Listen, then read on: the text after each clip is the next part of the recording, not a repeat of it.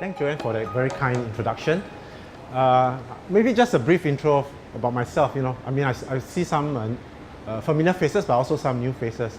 Okay, my name is Jeffrey, Say, S-A-Y, is my surname. And I teach at LaSalle College of the Arts. In fact, currently what I'm doing now is I run the master's program in Asian art histories, and I've left some brochures, some of you will have the brochures. And if you're interested in that program or that course, okay, do come and have a chat with me.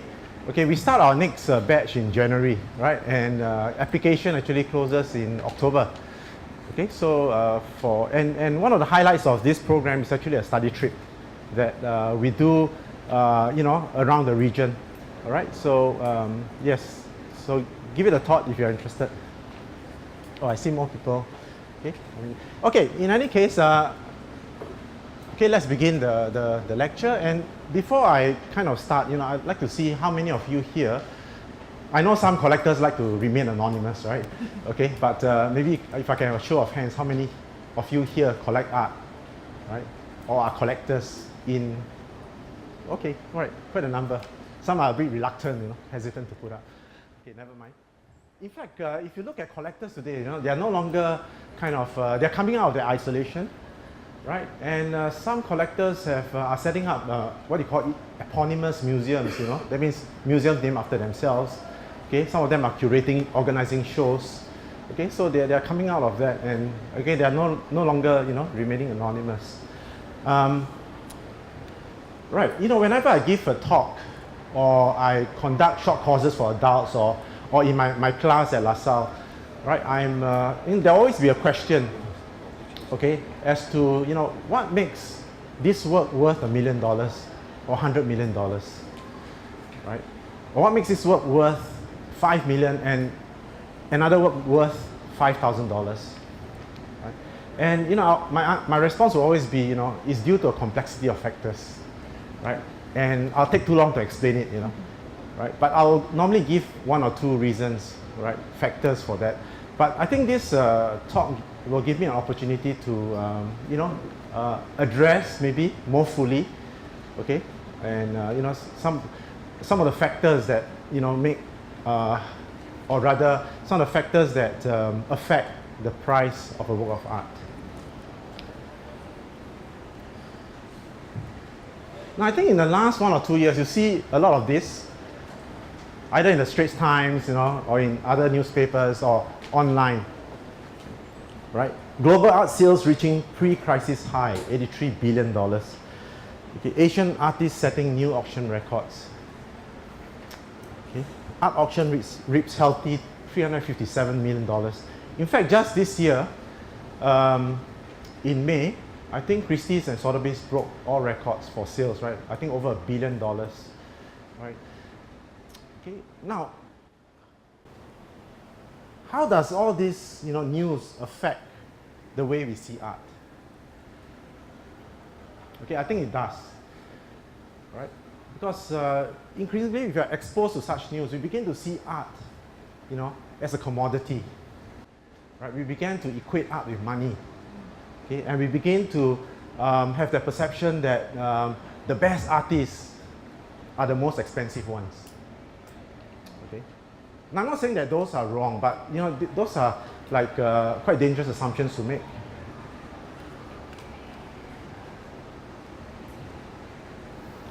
Claude Monet, an auction favorite. Whenever an auction, Monet, goes, to auction, you'll be assured that there'll be a lot of, frenzy or buzz around it. This is part of his Poplar series. Okay, Monet, of course, he was probably the only impressionist who did a series of paintings based on the same subject, so as to capture, the light, okay, at different times of the day. Right. So if you look at this painting, it's part of his Poplar series. Right. It's a wonderful painting of a very, sinuous ass of a row of poplar trees. Right. But sometimes the more you look at it, the more it becomes a dollar sign. Okay, it looks like a dollar sign, right? Okay, do you see it? And Monet is not spelled M-O-N-E-T, it's spelled M-O-N-E-Y. okay? Because Monet is money. Right? Okay, and owning a Monet is a status symbol, right, to many people.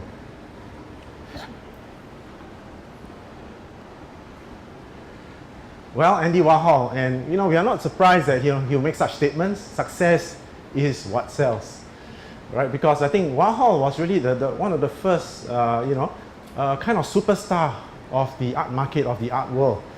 All right, and today he's a kind of a perennial favorite, right, in the auction house. Okay, and with his works, selling for many millions of dollars, okay, and setting new records.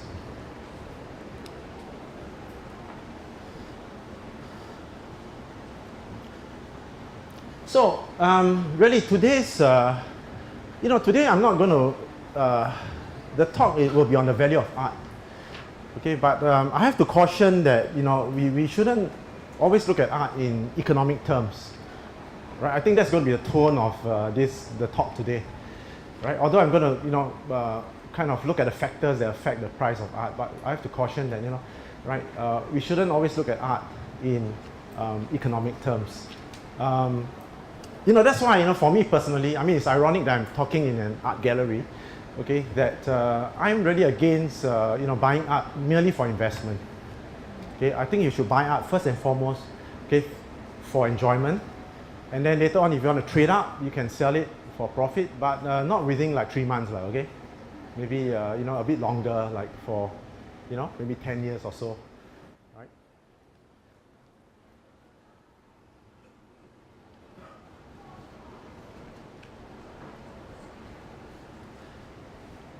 So today, what you see is works.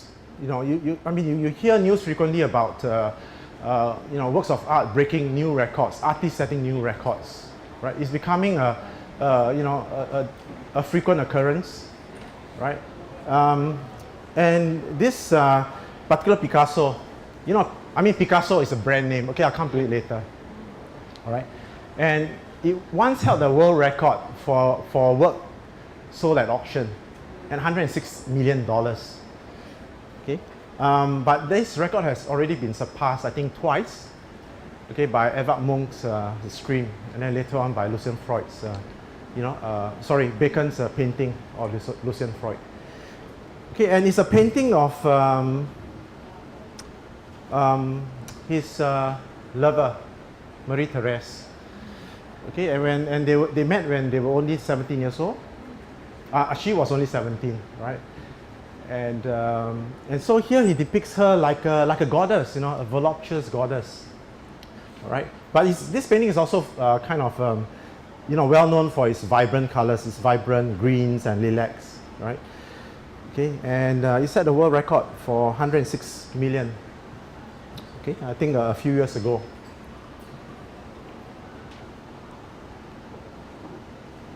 Now, this is actually the world's most expensive painting, right? Not sold at auction, but through, a private deal. And in fact, some of the world's most expensive paintings were all negotiated through private deals and not through auctions. Okay, and there's a lot of speculation that this work was sold to the Qatari royal family. Right? I mean, if you have a royal, if the Arabs, the Qatari family, they're coming in, these are big players, okay, mega players. Okay, and it was allegedly bought for 259 million US. 259 million. Okay, can't believe it, right? It's obscene, it's disgusting, Sorry, I have to be a bit sarcastic at times here. Because sometimes it's difficult for me as well to, for someone who teach art, to know that such a work, has become a commodity and it's sold at, 200 million. That's really hard to believe. And the reason for this also, there are a lot of factors. There are only 5 of these card players in the world.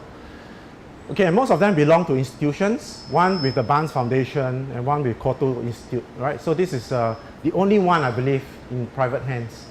A bit of feedback, is it? Okay. Hello, testing. should be all right. Now this is the world's most expensive painting ever sold at an auction. Okay, it sold for almost $150 million, right? Just this year. Oh, sorry, was it last year? Right, late last year. Okay, 3 studies of Lucian Freud. Okay, Francis Bacon's triptych. Couple of reasons for why. I mean, you cannot pinpoint 1 or 2 reasons, for why, a work of art breaks the world record. There are many reasons. Okay, but we know that Francis Bacon, compared to, let's say, Picasso, he does not have a large body of works. Okay, that's one. Okay, and this is also one of only 2 triptychs he did of Lucian Freud. Okay, and he has also value because Lucian Freud was his friend, right? His friend. So so there are a lot of factors that went into the price of this painting. Right? But to pay 159 million, or rather 150 million, right? Again, that's a lot to pay. This is the most expensive work by an Asian contemporary artist, Cheng Fanchi, right? Who is already an established artist in China. Okay, and it sold for about $23 million. I think only this year. And as you can see, right, it's an appropriation of the Last Supper painting. Okay, and he appropriates it, right, to critique Chinese society. Right, you can see that the figures are now being replaced by these young pioneers, Chinese schoolboys wearing scarves. Okay, and the only one wearing a yellow scarf is actually Judas Iscariot. Okay, can you see? They're all wearing red scarves except one, right? Okay, and the tapestries on the right and left have been replaced with Chinese characters. Okay, but and you can see that they wear masks, and the mask is a recurring motif in Chang's work. Okay, and it really stands or symbolizes the kind of the transformation of China from the rural, the urban to rural, and how cold and distant we have become. Okay, so again, a couple of factors, why this work was so expensive. I mean, it was really the last year in which he did this mask series, and it's also the biggest of his mask series. It's about 4 by 2 meters.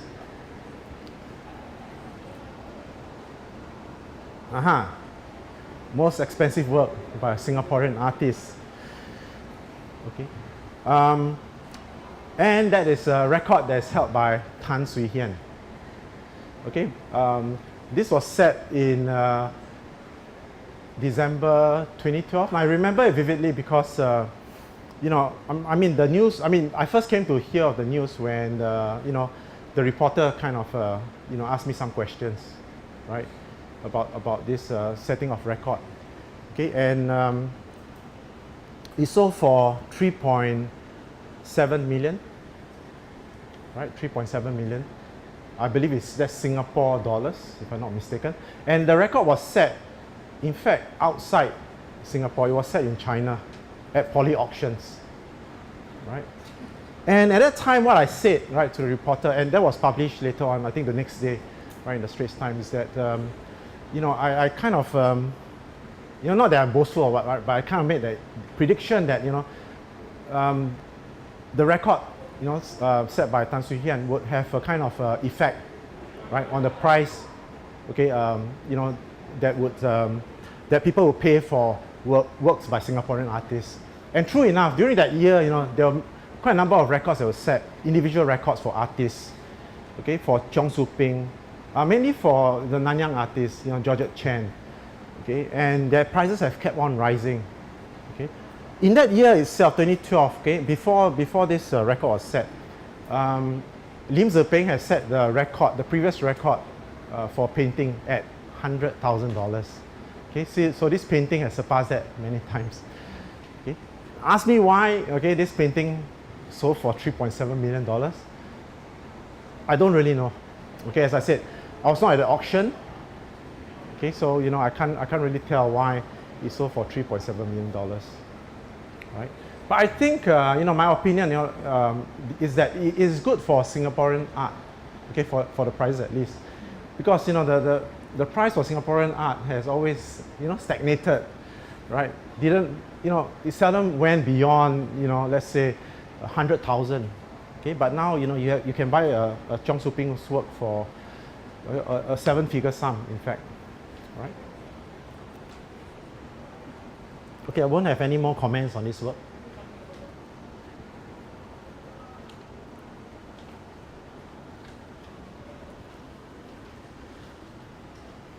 Okay, yes. Now value, right? How do you define value? Okay, as in commercial value, it's defined as a price that a willing buyer will pay to a willing seller.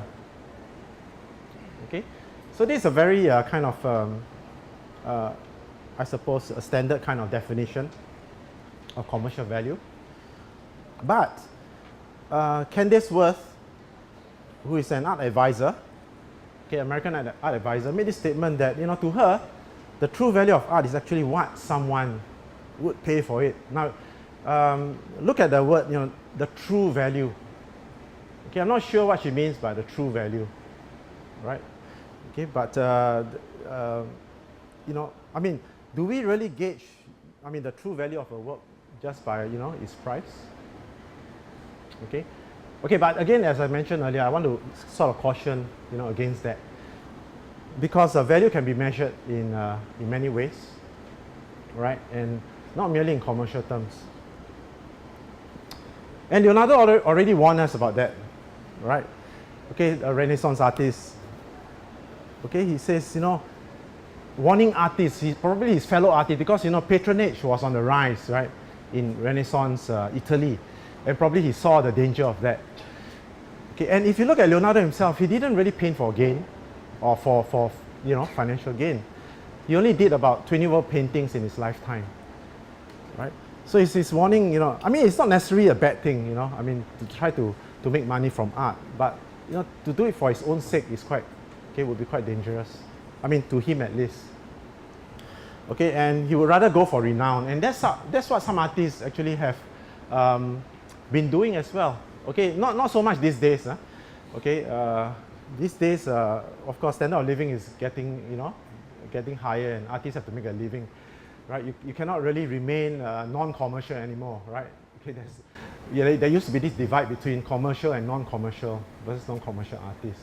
Of course, today, there are some artists who still shun the commercial world, right? In Singapore, of course, Tang Da Wu is one artist. I'm going to talk about him later, right?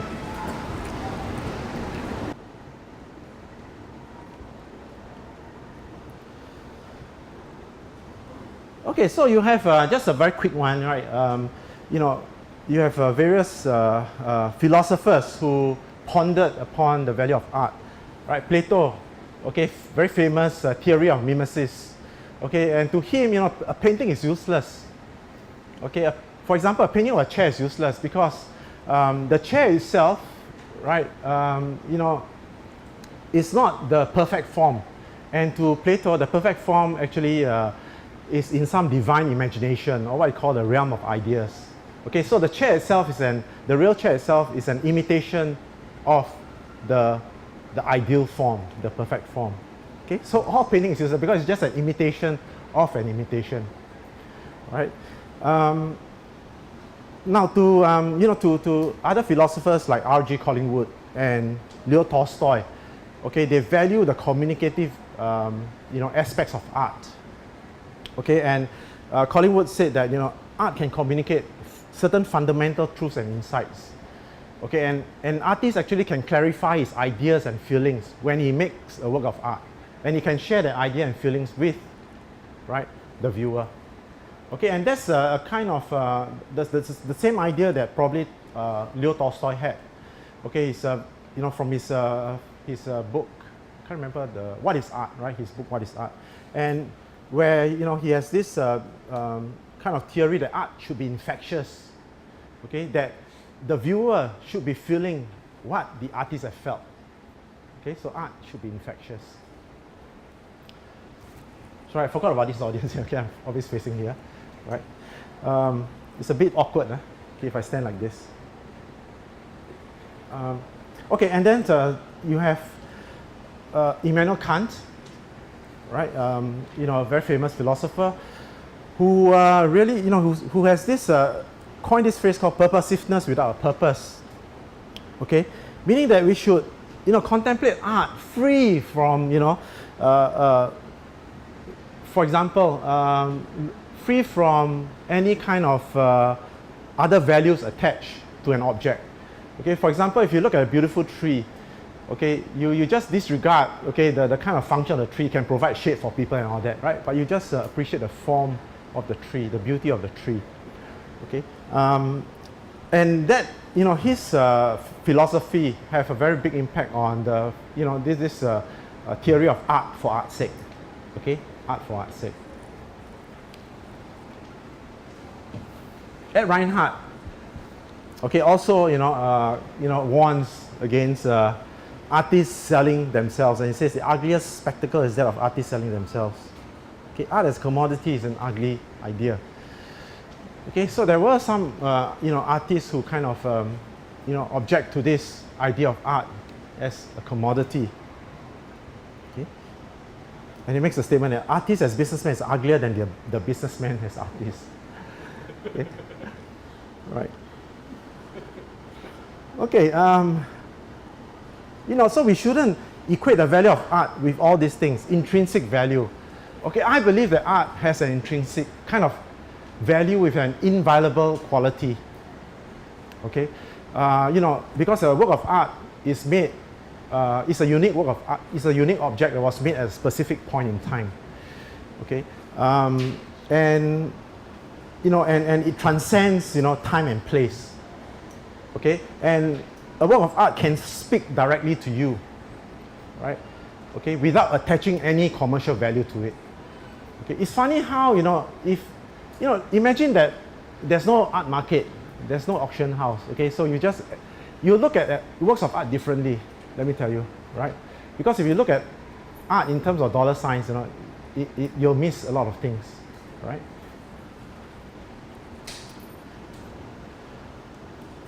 Social value. Okay, I mean, a work of art should be something that, you know, brings people together. That's the whole idea. Okay, it's meant to be seen, right? That's why museums are set up.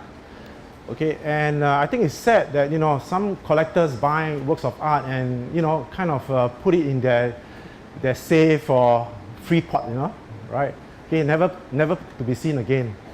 Okay, because I think it should be shared, it should be seen by people, by the community, right?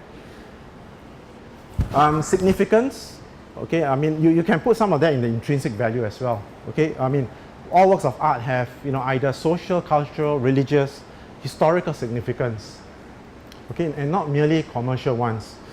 Quality, there's this critic called Clive Bell, who together with his colleague, Roger Fry, okay, they were the ones but he coined this term called significant form. Okay, and they were the ones who developed a language to describe abstract art. Okay, and especially the works of Paul Cézanne. Okay, so to them, you know, art was becoming more abstract.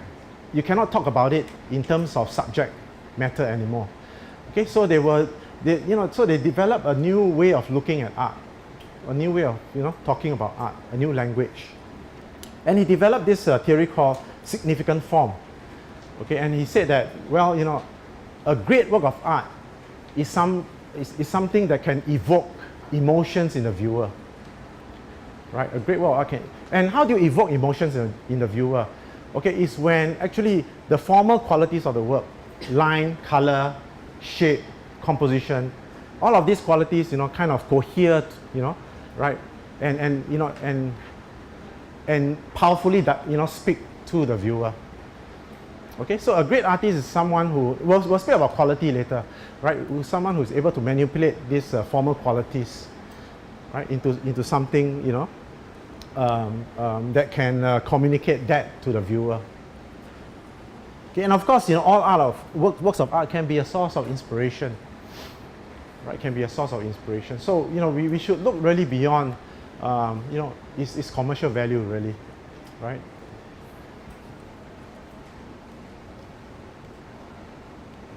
And if you look at other cultures, let's say, African cultures or primitive cultures, okay, how do they look at, for example, a mask like this, a face mask? Okay, do they, in the first place, consider this to be a work of art? Right? Do they place any monetary value? I don't think so. Right? Right? These masks were originally used in a different context. Okay, they were used in, in rituals, in dance, in ceremonies. Okay, and it's only later on when the Western powers brought all these, African masks and sculptures back to Europe, and they were displayed as fine art. Okay, and of course later on they were sold at auctions. Okay, so these works have also become commoditized. Okay.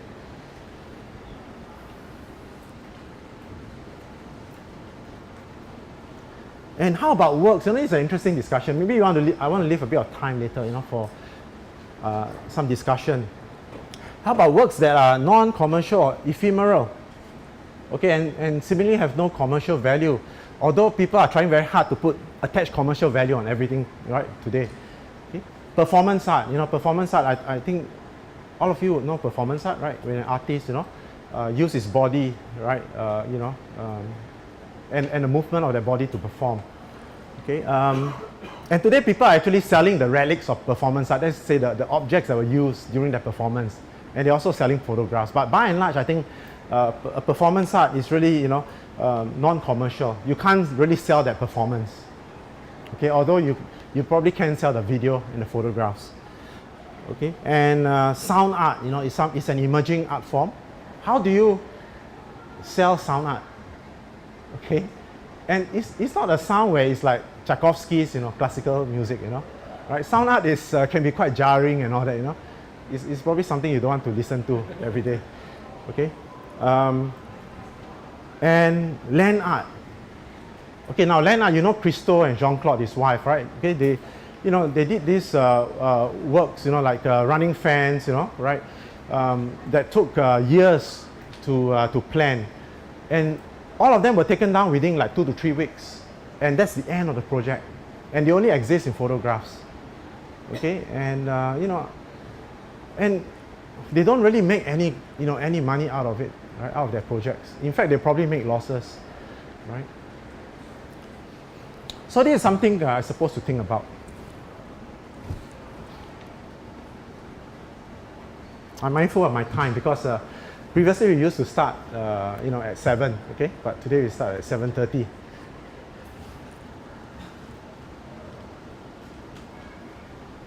Okay, some art market terms. All right, I mean, primary. I mean, collectors will be quite familiar, right? Primary market is really the when you purchase works directly from a gallery or from a dealer. All right. Okay, normally they are new works. Okay, and really all purchasers, okay, would meaning to say purchasers of primary market works, all right, notably through auctions. Okay, this is a secondary market where primary market works will have to go through, really, right? So you have auction houses, and all that, as the secondary market. So you have the primary market and the secondary market. All right, and there's a lot of dynamics working between these two markets, right? I mean, there's really a complexity of factors involved as well. For example, how much price will you pay for work? Okay, would you use the primary market price as the benchmark for selling that work at the secondary market? Okay, so there are a lot of considerations involved, okay, as well. Then you have this term, flippers and super flippers. Okay, maybe this is the first time you have heard of these terms, but it's becoming increasingly common today, right? So flippers are those who busy themselves with cut and run deals, okay, especially in the red hot market for emerging artists. All right, and I'm not so sure, you see this a lot in Singapore, but certainly in places like America, okay, right, where artists are what you call flip and reflip, okay, as a result, you have artists, who kept on producing works like a production line, okay, simply to to satisfy the demands of you know, especially young collectors. Okay, I mean, satisfy the demands of collectors. Okay, but in the process, some of them benefit as well because it pushes the prices of their works up. Okay, and then you have the super flippers. Okay, I mean, these are the high net worth individual, right, who actually buy high and then, you know, sell even higher in auction. There have been quite a number of them, okay, who buy high and then within 3 to 5 years would resell the work at a handsome profit. Okay, and the handsome profit is, you know, a 7-figure sum. Okay, and then you have you can also add terms like buyer's remorse. You know, okay, where after you bid for a work, you know, you regret, right? Why did I bid for that work? Okay, right, so things like that.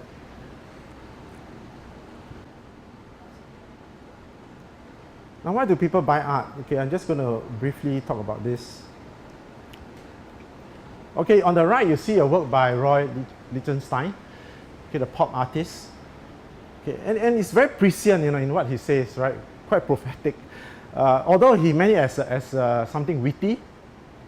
Okay, and in 1962 there was very little clamor for Roy Lichtenstein's work. Okay, but you know, if you talk about it today or even like in the 80s or 90s, okay, a lot of dealers are laughing all the way to the bank, you know.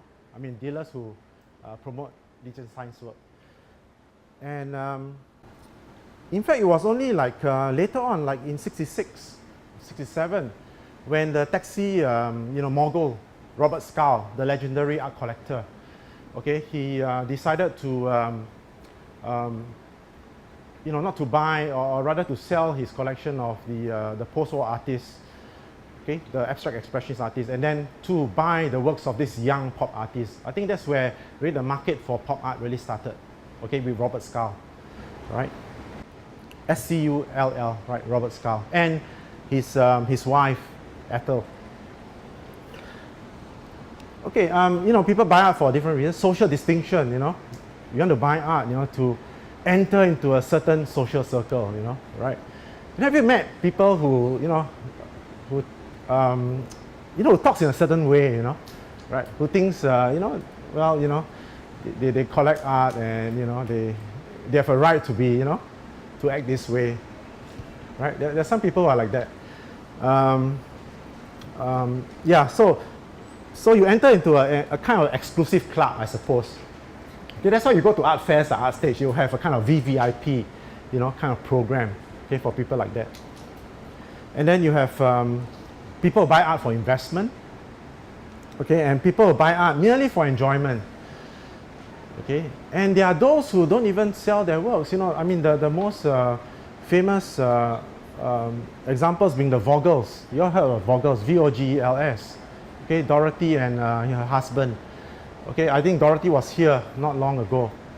Okay, and Dorothy was a librarian and her husband was a postmaster. Okay, and they were just buying works for the love of it, you know, I mean, from Dorothy's own salary. And what happened? Did they sell those works? No, they donated the whole lot, okay, to a museum. I can't remember the museum now, okay, that you know, that they donated the works to, right? Okay, for the love of it, for enjoyment. And then for social, I mean, cultural superiority, right? I'm more cultured than you are, you know, right? Okay, sometimes, you know, I mean, I've met people with that attitude, right? Okay, right. Okay, so, and decoration, I mean, it's not good also, you know, to buy art simply to fill up your, you know, to decorate your walls, you know, or your house so that it looks more colorful or something like that. Okay, I think you should still buy it, you know, because you really enjoy the work. And I think the last point is it, I mean, you really identify the work, okay, in one way or another, somehow, okay? Either with the subject matter, the content, or, you know, with the colors, okay? Somehow, you know, it speaks to you, right?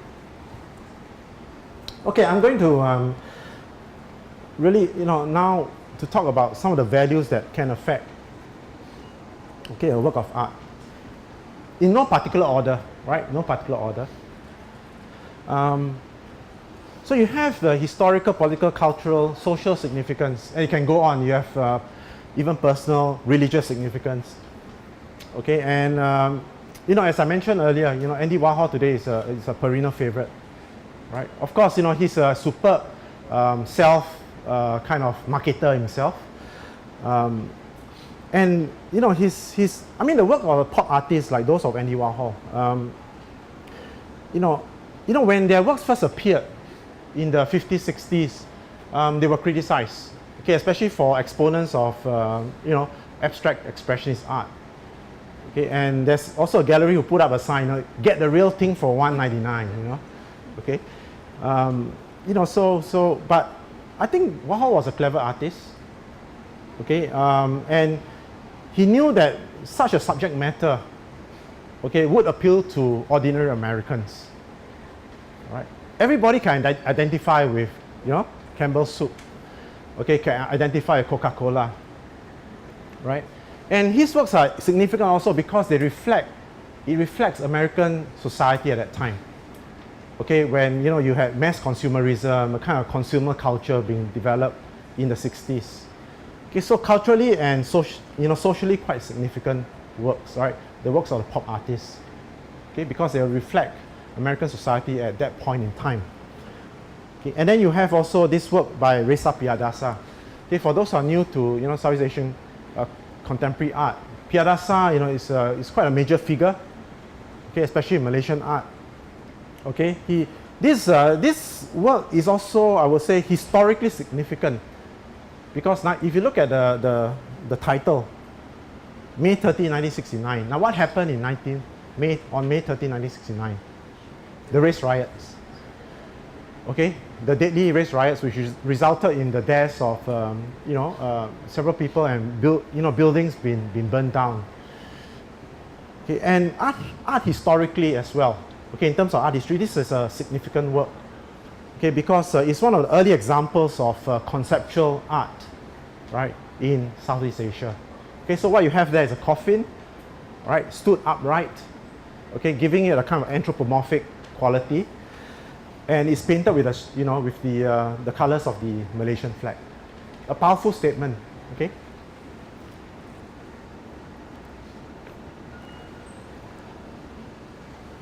So you have, I mean, on your sheet. Sorry, I've changed a couple of wordings, and you know, I've added in a couple of slides as well, right?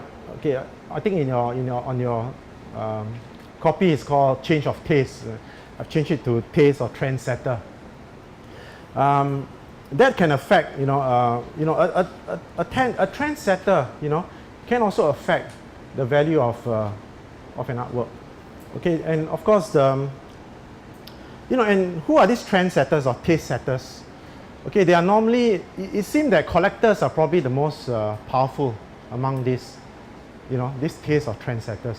Of course, you have people like critics or curators who can also have influential or powerful influence as well.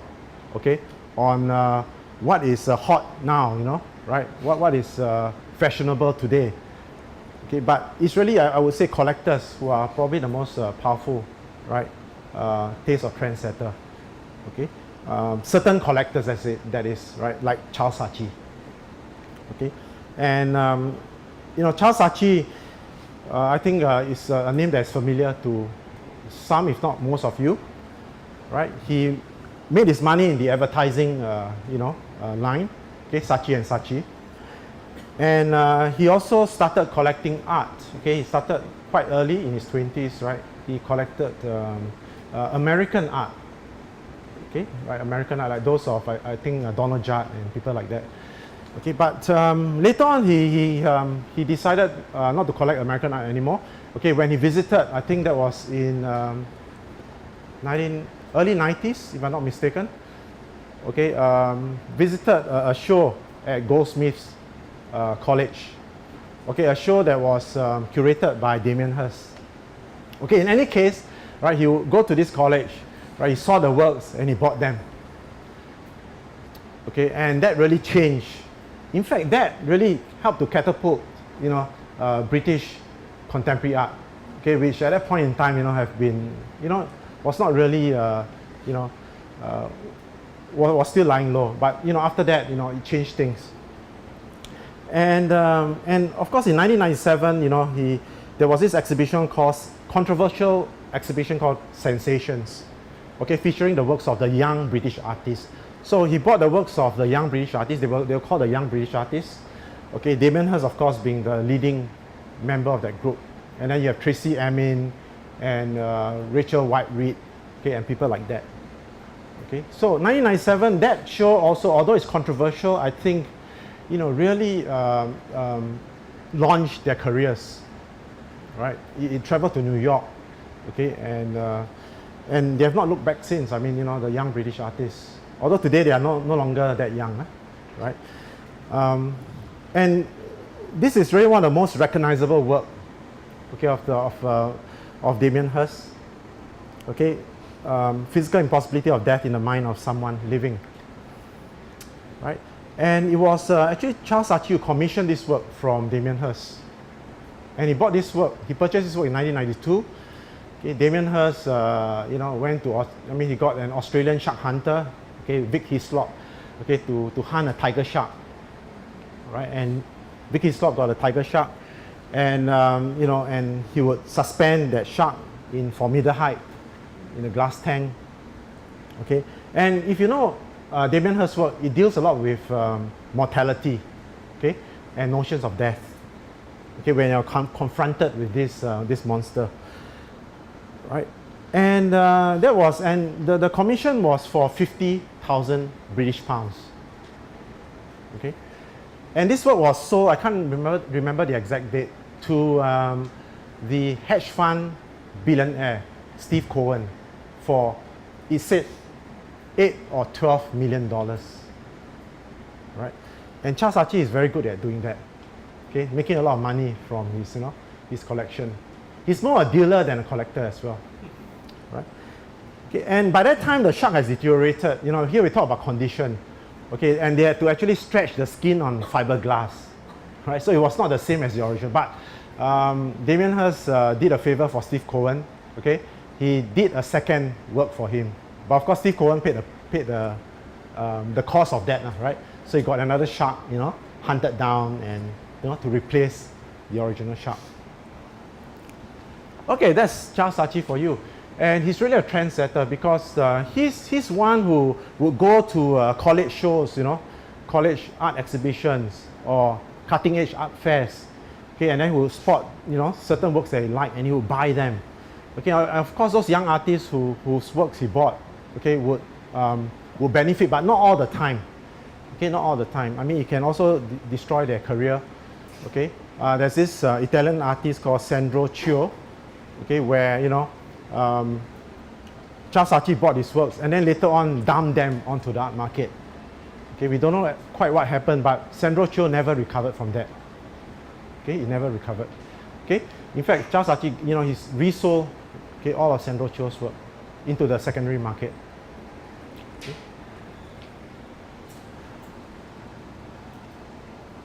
So really, I mean, a person like him, people will watch, okay, what he buys and all that, okay, a trendsetter, and that can also affect the value of, because trendsetter, what they buy, people will try to follow suit as well, okay. Now, it doesn't mean that originality would increase the value of a work of art. Okay, in any case, originality is quite a subjective term. All right, I suppose if you use the word originality, right, you refer to works of art that show a certain kind of innovative features. Okay, maybe cutting edge, features. Right, but you have copies as well, or appropriated works like this. Okay, that can also fetch as much in the art market. Okay, and it was actually Marcel Duchamp who, challenged this whole notion of originality. Okay, by exhibiting what he calls ready-mades. Okay, these are objects that were bought, right, in second-hand stores and exhibited as art. Okay, and this newspaper cutting was about more than 10 years ago. It's about 2002 when there was an auction of Duchamp's work, right? And it said that, well, it didn't sell as well as it should have. Okay, in fact, this work sold below its estimate. It only sold for 1.18 million. Okay, only, right? 1.18 million. Yeah. Okay. And there are about 17 of these around. Okay, because Duchamp didn't see it as a problem. Okay, to make copies of this. Okay, so you have around the world about 17 of this same, so-called fountains, which is actually a urinal. Right. Okay, so originality, yes, I mean, it may not have such a big impact, I suppose, but it all depends again, right? For example, with prints and all that, okay? Or with, especially with bronzes, where you have additions, right? So what is original then, if you have, for example, a bronze work that have 10 additions, okay? Is the first edition more original than the 10th edition, right? Okay, but so the question of originality no longer becomes so important, right? In that respect. Benchmarking. I use the word benchmarking. Okay, it's really what. So if you're a collector, for example, okay, it's always good to look at the prices of the especially of similar works. Okay, what people have paid for, right? Previously. Okay, because what happens here is that. Here why Rothko, and people like him, blue chip artists like him are still setting records. Okay, because once your price has reached a certain stage, okay, you cannot go any lower. Okay, so once his works have been selling for $30–40 million, okay, the estimate that the auction house has to give is around there. You can't go any lower. Okay. This is both, this can sometimes be dangerous because in one year, I think that was during the economic downturn, okay, the auction house gave an estimate of one of Rothko's work for I think 20 to 30 million, but it never sold. Okay, I think they even gave a guarantee for the work, it never sold. Okay, so we have to be careful about that. All right, and I think we have to also be extra careful, especially for young artists. Okay, I know of the work, the prices of some young artists, they can be, they can be priced very high, and that's the danger. Because if you price the works of a young, I won't say emerging, but, a young artist that's fresh out of college, high, you price his or her work high, what happens is that if those works don't sell, you have a problem on your hands because you can't really, mark it down anymore. Okay, so my advice is always to start low, okay, start the price that works low. Okay, but today I'm not sure, young artists see it differently, okay? They want their works to be priced, already at a certain, to start at a certain price, okay? Normally it's, in the US, for example, it's about 5,000, for the works of a very young emerging artist, okay? I'm not sure, I think Singapore is around that range as well, about 5,000, right? $4,000 to $5,000. Okay. And I think sometimes that's a bit overpriced to me, right? Okay, again, it depends on the work itself.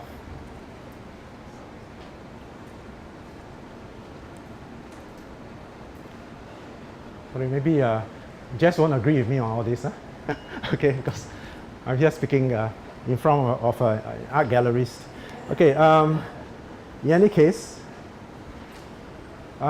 institutional holdings representation, it matters a lot. Okay, when you buy the work of an artist, you should always check their CV. Okay, and the CV, one of the most important section is collections, right? Who collect their works, right? And then they will list institutions, museums, private collectors, right? And you see the museums that have their works, who bought their works. Okay, because it really depends. I mean, if your works, the works of an artist are in museums, it means that, of course, they will be able to command, okay, much higher prices compared to artists whose works are not in museums. Okay, but you don't stop there as well, right? It depends on which museum as well.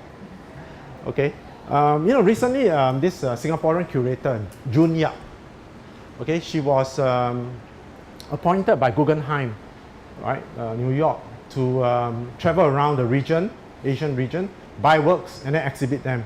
Okay, and the exhibition was here not long ago, called No Country, right?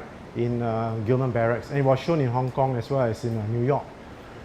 Okay, and she handpicked those artists, and you know, they are now in, and their collection is now permanently in the Guggenheim. And I'm very sure that, you know, the prices for their works won't be the same anymore. Okay, it matters a lot if your work is in the Guggenheim Museum, or if they are in the Museum of Tibet, right? Okay, so you know, it makes a lot of difference, right?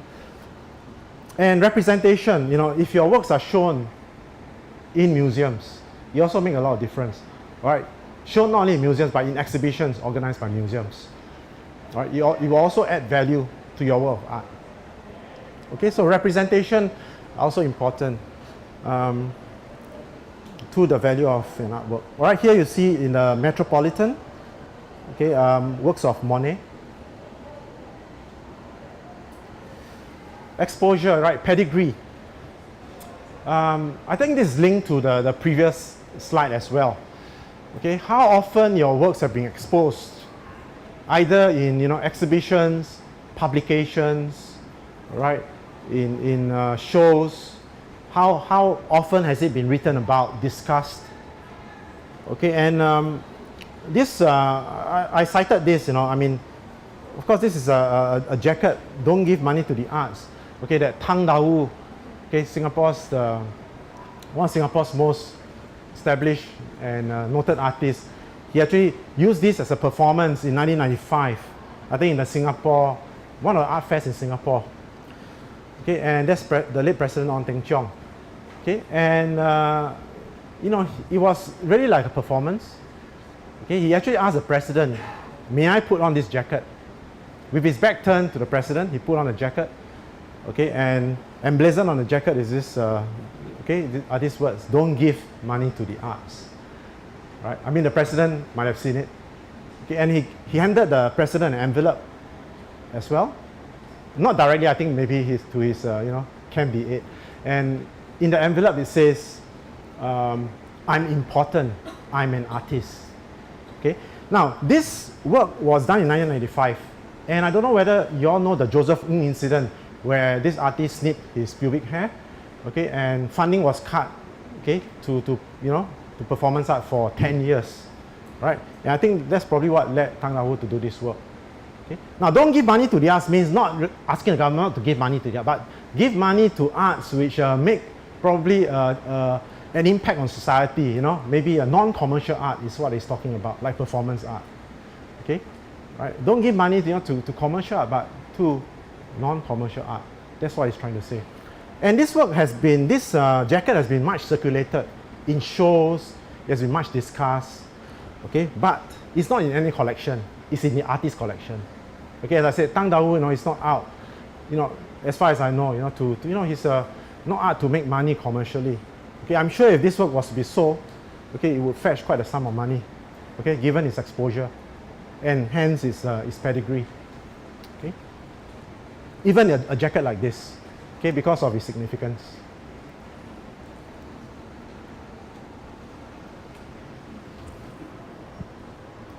Okay, sometimes I'm afraid to look at my time. No? Okay, it's already 9 o'clock. Okay, an hour has passed. Okay, I'll just go a bit quicker. Now, rarity, uniqueness, availability, all these are kind of mean almost the same thing. Okay, okay, this on the left you see, this was just sold this year. A rare Ming Dynasty cup. It's called the chicken cup. Okay, made during the Zhenghua period in the Ming Dynasty, and it was made in the Imperial Kiln in Jingdezhen, the famous kiln in China. Okay, there are only about 16 of these Zhenghua chicken cups left. Okay, and all of them are valuable. Okay, because the chicken cups are known for their quality, their rarity, and their silky texture. Okay, and this was sold for 20 million pounds. Ooh, one cup, right? Imagine if you drop it.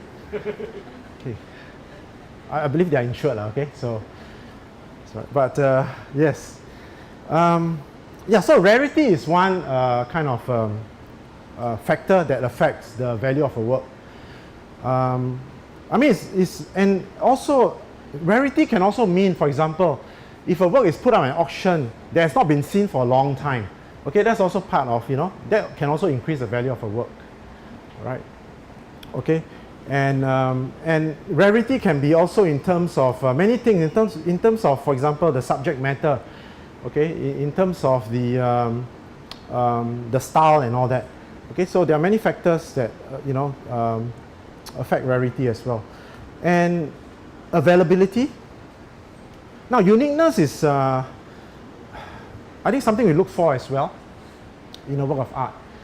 Okay, I think, I'm not sure how many of you know about Damien Hirst's spot paintings. There are about 1,500, of his spot paintings, where he did nothing but just, circles, colored circles. Okay, but if you look at all of them, all those 1,005 or so paintings are all different. Okay, although they are all colored dots, but they're all different. Okay, so that give the works a kind of uniqueness as well. Okay, availability. Now this a very good dealer can play a lot with this. Okay, real or imagine. Okay, I mean, if you were to meet a client, you tell the client, hey, this artist is getting old. He's not going to make any more like this in a series, all right? Okay, and there are only like 2 or 3 of these, and they're all in the museums, right? Now, whether that's real or not, okay, we don't know. Okay, but it can affect, right, the value of a work of art, right? So availability as well, and really, I mean, the market can be manipulative as well. I mean, there's a perception that a lot of Impressionist works are in museums. Actually, they are not. Okay, a lot of Impressionist works, post-Impressionist, they are still in private hands. Okay, so if you have that perception that they are in museums and there are very few left, then of course that affects how you perceive these works and the value you put on them, right? Demand and supply. Obviously, I mean, demand. I mean, before I say anything, I just want to say that both demand and supply can be manipulated, right? It can be artificially stimulated as well. Okay, for example, if you want to push the works of a certain, the prices of works of a certain country up. Okay, I won't mention countries by name. Okay, you will get the collectors in those countries to buy up the works, okay, of artists of that country, so that will push up the prices of those countries. Okay, so it can be manipulated, right? But demand also is, and supply can be affected by many factors. Okay, for example, an artist who just won an award, a top award, right? That could push up the demand for his work. An artist who just passed away, who just died, right? That could also spark off a demand for his work. Okay, and in terms of supply, right? Supply, well, there can be a problem of oversupplying as well. Okay, a glut in the market. For example, in 2007, there was this Indonesian artist called Putu Sutawijaya. Okay, one of his works sold for $60,000. It's not much, but at that time, it was actually a surprising kind of, I think, it was it surprised many people, right? That amount that his work fetched, $60,000. Okay, and it sparked a frenzy for Putu's work, right? And within that year, I think there were, about a dozen works that entered the market. Okay, and what happened? The law of diminishing returns set in. Okay, within a course of 1 year, when another 15 lots were offered at auction, only 7 sold. Imagine, 8 were unsold, just within a year, right? Okay, so that sometimes shows you the danger of, trying to do things, fast, and sometimes we're consumed by that, greed as well to some extent. Okay, and today, of course, the economy, state of the economy also affects the prices of artworks. Okay, for example, of course, the economy is doing well, but there is something that I've been observing that, even when the economy is down, for example, blue chip works of old masters remain constant, okay, more or less. right? And demand is also sparked by growth in wealth. Okay, today the rich are getting richer, as you know, right? You know, we used to have the Japanese, right? Okay, who dominated the market, and then the Westerners, the Europeans, the Americans, and then the Chinese, and then more recently you have the, you know, people from Singapore, Hong Kong, and then the Russian oligarchs, okay, and then the people from the Middle East, the Qatari family. Okay, all this, you know, can affect demand, okay, for artworks, or rather can increase or push the prices of artworks. You look at a chart, so it's quite dangerous to do it for investment. Okay, you never know when it goes up or down, and it seemed that prices would normally go up, would increase for 4 to 5 years, okay, and then it would dip again. Okay, but you know, doing such analysis can be quite dangerous sometimes, you know. Okay, the best is just, you know, visit a lot of galleries, a lot of shows, and, you know, get to know, you know, the artists and all that. You know, that's how you actually collect.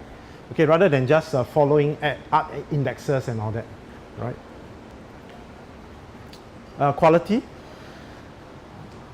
Okay, quality is also subjective.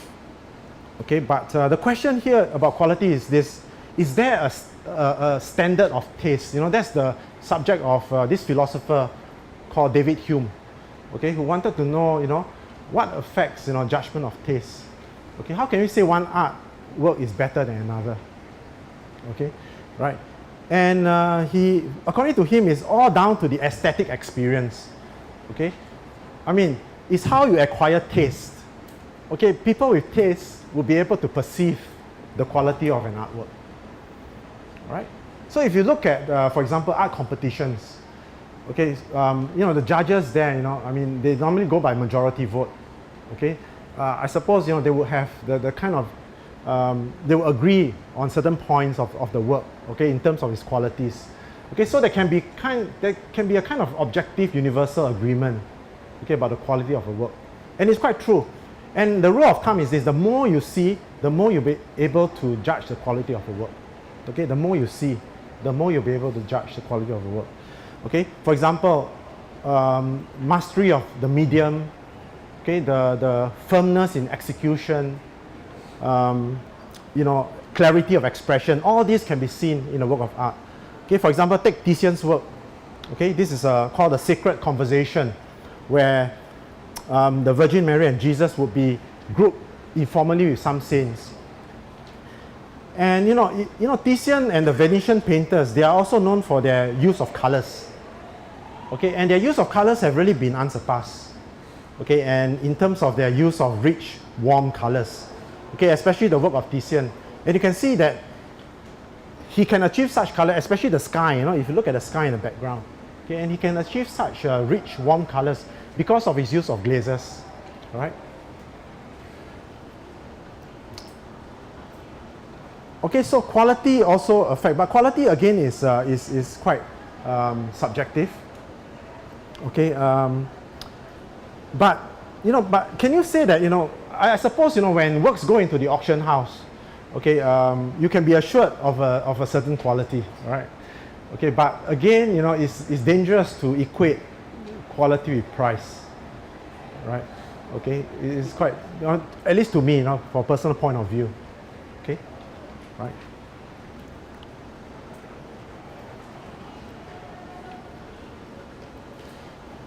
I think I got to go a bit faster, right? Okay, this in 1987, from 1987 to 1990, about a span of 3 to 4 years. Okay, the Japanese collectors were buying up 1/3, okay, of impressionist, post-impressionist, and modern works. 1/3. Okay, and you know, of course, later on, what happened was that a few years later, the bubble burst, the market crashed, and okay, they disappeared from the scene. Right, and there's this Japanese tycoon, Mr. Saito, okay, who paid a record price at that time, $82 million for the work of Vincent van Gogh, Dr. Paul Gachet, okay, which for many years, okay, held the world record. for work sold at auction. 2 days later, he bought the work by Renoir, Moulin de la Galette, for $78 million.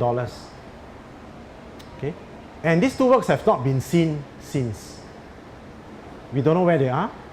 In fact, Mr. Saito threatened, I don't know why, to bring them, with him to his grave, to burn them, and okay, and so they have not been seen, and that's really a pity.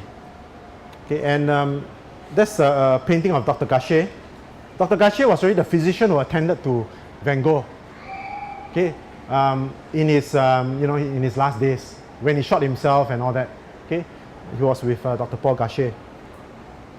Okay, you can see that works for Impressionist, post-Impressionist work were breaking all records because the Japanese were buying them at that time.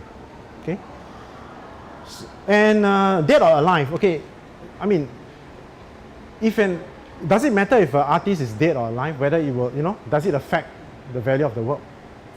You don't think so? Okay. Okay, it's not always the case. Okay, it doesn't mean that if the artist is dead, his price would automatically, increase. Right? It all depends. You have to give it some time as well. Okay, don't rush to go and buy an artist work because it's dead. All right. Okay, but generally speaking, it's true because once an artist dies, what happens? His supply stops. So there's limited supply now. Okay, right. So demand would outstrip supply. That will push up the price of the work. Right, and it's true for Van Gogh, who sold only one painting in his lifetime. Okay, and today, his works, are among the top-selling works in the world. Scale of the work also affects the value of the work. Okay, it's not so much how much paint is there. Okay, the bigger it is, right, the more paint you use. Right, paint is only a minimal part of the work. Okay, so why? It's because of the complexity. It's more complex. It's more difficult to do. Okay, if the work is big. Right. Okay, I think that also adds to the value of a work. Okay, so the rule of thumb is normally a bigger work will fetch a higher price than a smaller work. Okay, but not all the time. Right. Okay, so that's why you see a lot of records being broken by the works of the abstract expressionist artists because they paint monumental works. Right, Rothko, de Kooning, Pollock, okay, and people like that.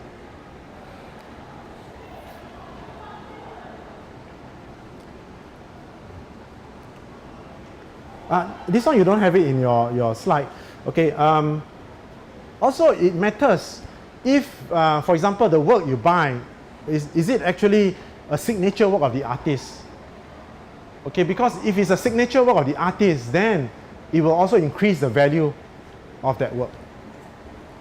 Okay, so if this work, for example, by Mondrian was put up at an auction, okay, you'll be more than certain that you'll probably be near record-breaking prices because that's really his signature style. Okay, consisting of black horizontal vertical lines with colored rectangles. Right, achieving what he calls a dynamic equilibrium in his work. Okay, and you compare if you put up this work in an auction and if you put up his earlier work. For example, he did some earlier, very realist kind of impressionist works of windmills. Right? People will recognize this work instantly because that's a signature Mondrian work. Okay, so signature works always fetch a higher price than, a kind of works that are not so familiar. Right? Authenticity. Now this is a sensitive kind of subject, I would say. Right? How can you assure whether the work you buy is authentic or not? Okay, how can you ensure? Right. So let me just define authenticity. It's normally a forgery, a fake. Okay, it can be what you call a misattribution. That means it can be mistakenly attributed to another painter. Okay, or it can be a copy. But again, that's debatable because in Chinese art, right, copies are not necessarily like forgeries, okay, because that's how Chinese artists learn, by copying the works of their masters, right? Okay, but I think you know what I mean by authenticity. It's really have to do more with fakes and forgeries. Okay, and the thing is this, I believe the auction houses, correct me if I'm wrong, right, don't issue letters of authenticity. However, within a span of 1 year, you can actually dispute the authenticity of the work, and the auction house will facilitate that. Okay, so if for any reason you suspect that it's a forged work or fake work, you can challenge that. Right? But certain galleries actually give you letters of authenticity. Okay, and they have a buyback policy. I mean, not buyback, okay? I don't know whether it's buyback or not, right? But when you suspect that the work is forged, okay, you can actually return it to the gallery. Some galleries have those conditions, those clauses. Okay, not all. All right. So this, and it's important, and I mean the best thing is of course to be photographed. If you buy a work with the artist himself, okay. But then you have Photoshop and all that, right? They can do that. So nothing is safe these days, right? Okay. So there's of course just a couple of years ago, Dr. Ooi Hong Jian, the famous Indonesian collector. Okay. Certain works by the artist, famous artist Sujoyono. Okay, he has many works, of Sujoyono and some of the modern Indonesian painters. Okay, certain works, by Sujoyono were disputed by Sujoyono's family, his wife, okay, and some, critics as well. Scholars actually join her to dispute those works, right? But how can you tell then, if a work is authentic? It's difficult. Okay, and unless you send it for scientific kind of analysis, right? Of course, Dr. Ooi sort of denied all that. Of course, he has to deny it, Okay, but in any case, it's still not resolved. Okay, there are still a lot of suspicion cast, okay, on some of the Sujoyono in his collection, right? Okay.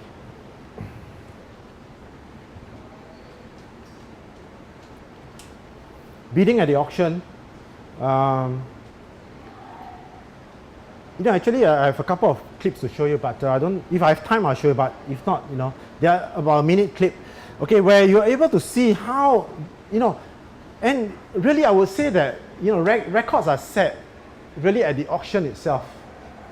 Okay, right? Because the auction is a unique set of circumstances at a specific point in time. It's really a bidding between two people. Only two people. Okay, and you have a battle of egos. What will happen? One is trying to outbid the other. Okay, and of course, if you have someone who wakes up or woke up at the wrong side of the bed, okay, who decides to to just throw his money away and then later regret, that could also happen. Okay, so many factors could affect, right, the value of a work of art. Okay, and and the auctioneer as well can play a big role. Let me tell you.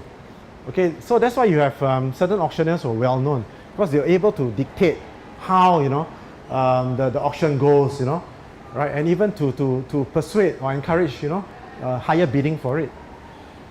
Okay, so all these also play an important role, right, in setting the price of a work. Oh, that's by the way Munch's work when it set a world record for $120 million US. That was just a couple of years ago. Okay, let me go on quickly now. Publications, I don't want to spend too much time, but of course, if an artist's work has been written about, okay, has appears on stamps, okay, and better still appears on the cover of an auction catalog, for example, okay, that will all increase, right, the value of the work. Okay, right. So so this has to do with exposure, circulation as well. Effendi, okay, of course, Effendi's works, he has been much written about, and and so his works have established a certain kind of benchmark as well. Marketing, right? Okay, marketing not only on the artist's part. Today a lot of artists are self-promoters, self-marketers. As I said, Warhol was the first one. He's not the only one. Okay, today you have people like Jeff Koons, Damien Hirst. Okay, artists today are very savvy. Sometimes I tell my students, well, you have to be a bit savvy to survive there. Okay, right? You have to promote yourself a little, but not to overdo it. It's important sometimes. Okay, to market yourself, especially artists. And also like galleries. Galleries are getting more sophisticated the way they operate. right? Auction houses as well. They have diversified their business. Okay, so everything has changed now. Marketing, can really, push the price of a work of art, right, up. Okay, it can affect the work of art. Okay, the price of work of art, right? Galleries are releasing press releases, for example, preparing press releases and all that, right? So everything is getting more sophisticated. Labor, media, and materials. The old way of calculating how much a work costs is this: man hours. How much I spend on the work, right? The cost of material. But let me tell you, the cost of material is minuscule, right? Okay, man hours. How do you calculate that? It's difficult. Okay, so I'm not sure whether, but rule of thumb again is that oil on canvas works, okay, would fetch higher prices than, for example, a drawing. Okay, that's a rule of thumb.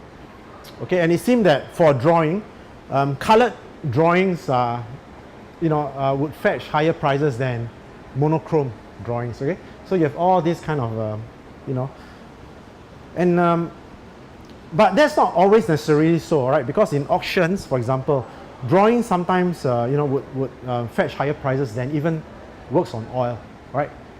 Okay, works in oil. Okay, and I'm not sure, right, whether materials also affect the work of art, the price of work of art. Because if you look at sculpture, okay, I mean, why do paintings, are always valued higher commercially than sculpture? Okay, I mean, although sculpture, it's not cheap to produce, right? Especially the casting of it. Okay, even prints, you think of it, prints are not cheap, right? It's a complex process. Okay, but compared to painting, prints and sculptures, they don't fetch, such a high price. I like this work by John Baldessari, all right? A famous American artist, right? Okay, all combined in an effort to give you a perfect painting. Okay. Catalogue raisonné. Okay. Catalogue raisonné is a listing of the complete works of the artist. And it will list out things like past and present collectors, the condition of the work, right, etc. Very important. It can affect the value of a work. Okay. In between 2002 and 2004, okay, Andy Warhol's Catalogue raisonné, was published. Okay, of his works from 1961 to 1969. Okay, and immediately that increased the value of his works. Because, the perception is that Warhol's work, they are all quite similar. Right, that's a perception. But a catalogue raisonné will show you that it's not true. Okay, the work actually, all his works use different colors and they are of different scale. Right? And it also shows you that, well, like you think it's Elvis and Coca-Cola, there are a lot out there. But actually the catalogue raisonné shows you that they are not actually a lot. Okay, there are fewer than you actually think. Okay, and all this could affect, right, the value of his works. Okay, so it's very important, the catalogue raisonné. Right, they are not cheap though, right? Okay, some say they are not inexpensive. It depends on who buys them. Okay, and sometimes it can affect a work adversely as well. If the catalogue raisonné says that the work is in a bad condition, then it can affect the value of that work as well. Okay, it can help you to establish, to escape, to kind of to play it safe as well. For example, if you're going to buy a work and then you check the catalogue raisonné and it's not there, okay, then you would find that, well, maybe it's not so safe to buy this work after all. Okay. So unfortunately, in Southeast Asia, even in Asia, many artists don't have this catalogue raisonné. Okay, right, and it can be very, very useful, okay, for collectors. Okay, condition. Now the last part I'm just going to sum up, alright, so I'm going to go fast, right? Just going to tell about condition can affect a work of art as well. It seems that the difference between the excellent and good condition is about 15 to 20% of the actual price of the work. Imagine that. Okay, good and excellent, that can mean a difference of 15 to 20%. And if the work is heavily restored or over painted, sometimes you cannot even sell. Okay, so condition, has a big part to play.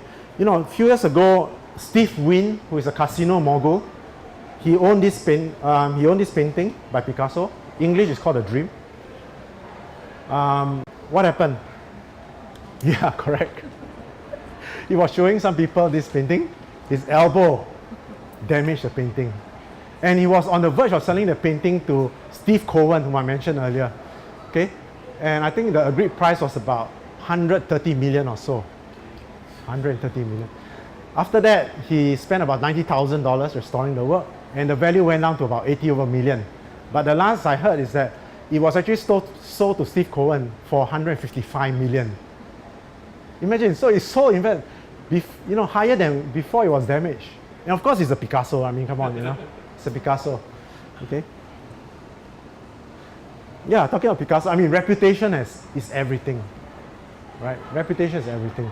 You know, when this work sold set a record, right?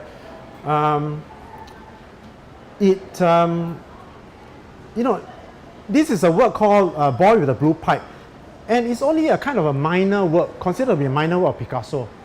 Okay, this was done during his blue period when he was first starting. Okay, it's not even his signature work, his Cubist work. But imagine, it broke the world record, right? Of course, I said there are many factors, but I believe that the reputation of artists, the Picasso, the brand name, okay, can affect the sale as well, right? So reputation is also everything, right? It can affect the value of a work of art. Okay. Provenance, very important, right? Who were the previous owners, okay, of this work? Who's the person selling it, right?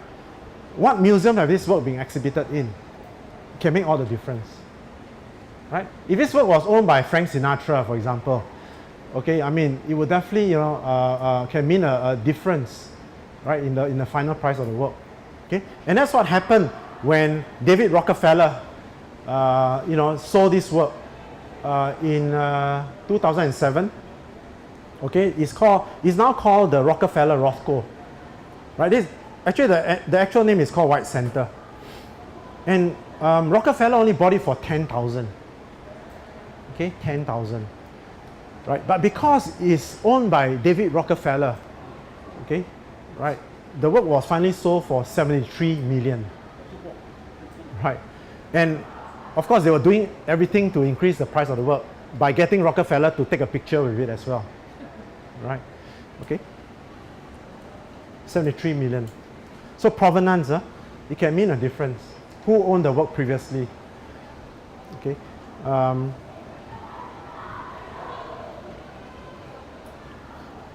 This is the last part. I'm just going to summarize it. Okay, again, as I said, when I show you this, it's kind of a caution that, one shouldn't measure everything in economic terms. Okay, like, to Damien Hirst, of course, I mean, some artists are really driven by money. Okay, they see art as a way of, making money, I suppose. They see nothing wrong with commoditizing, artworks. Okay, art today has become a commodity. Okay, I'll talk more about this later. And, let me just go through. That's what Karl Marx says. Commoditization occurs when commercial value is assigned to things that are not generally considered in economic terms. Okay, so for example, slavery. When you have slavery, it means that people have been commoditized. Prostitution, okay, likewise. I mean, sex, has been commoditized. Okay, so when you commoditize things, that means, these things were not meant to be commoditized, but you have done it, right? It has become a product. Okay, so when something has become commoditized, it loses its uniqueness. Okay, it loses its, its kind of its other value. Okay. Artists have become brand names. Okay, many artists, in fact, if you want to buy, for example, a Damien Hirst work, okay, you just say, you don't even have to mention the title of the work, you just mention the name of the artist, and that's good enough. It's a brand name. It's like buying a Mercedes-Benz, a Volvo, same thing. I want a Jeff Koons, right? I want a Damien Hirst, right? Okay, brand names. I want a Picasso. Okay, so the art now no longer becomes important. It's the artist. Okay, art has become a business, big business. Okay, and many kind of, in fact, artists have entered into a unholy alliance. Okay, with big business. You know, you have Murakami and Yayoi Kusama. Okay, who collaborate with Louis Vuitton. Okay, right, for a series of products bearing their design. Okay, and also Hermes and other big businesses have been working with artists. Nothing wrong with that, but as I said, we have to be careful about art being too over commercialized, right? That we don't see it for what it is. Okay, studios are now factories. Okay, Jeff Koons, right? Jeff Koons studio, for example, has a couple of hundred people. Yeah, Murakami, Damien Hirst. Okay, and they only, and the works that were done by the artist's hand are minimal. Okay, the rest were done by his assistants, right? As Jeff Koons say, I am the ideas man, right? Okay, and the rest of it, the fashioning of the works, the craftsmanship were all done by his assistants. Okay, same thing with Damien Hirst and Murakami. Okay, and Murakami when he said, I'm finally going to paint my own works, that created a headline, right? Okay, right. So, well, okay, and so again, this, but people are still buying their works, even though you know that it's not by the artist's hand. Okay, one of the spot paintings, many of the spot paintings were done by his assistants. Okay, by Damien Hirst's assistants and not by him. Okay, and lastly, Emperor's New Clothes Syndrome. You know the story Hans Christian Andersen, right? Okay, where everybody saw that the emperor has clothes on or pretended to see. Okay, only the boy will shout. The emperor has no clothes, right? Okay, now this syndrome is describes the situation today where we are afraid to disagree with the majority, right? Where if people say that this is good and important, then we tend to to say yes, even though that we know that it's not, it's bad art, right? You dare not say, because majority say, wow, it's good art, right? This particular critic, very powerful critic, said it's good art, right? Okay, and he has written 5,000 words on it, right? You tend to go along with the flow, right? Okay, so we have to be careful of this, this syndrome.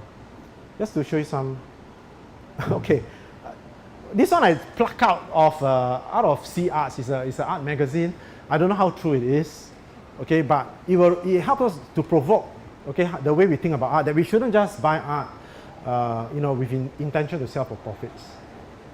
Okay, we buy art first to enjoy it, and if you want to sell at a profit later on, fine, but it's called trading up, not for profit, but you trade up, okay. And yeah, talking about young British artists, okay, commoditization. A work like this, I'm not sure. I don't want to go into this debate about bad art, good art, what is art, but for a long time, 15 years ago when this was made, okay, there was a whole question of, is this art, right? Tracy Emin's work, My Bed, it was bought by Charles Saatchi in 2000, right? It's her own bed, yeah, her own bed. Yeah, she slept on it. She spent her depressed years in it, okay, and she did a lot of more obvious things on it, right? Because from the rubbish you see, there's used condoms and cigarettes, there's alcoholic bottles and all that.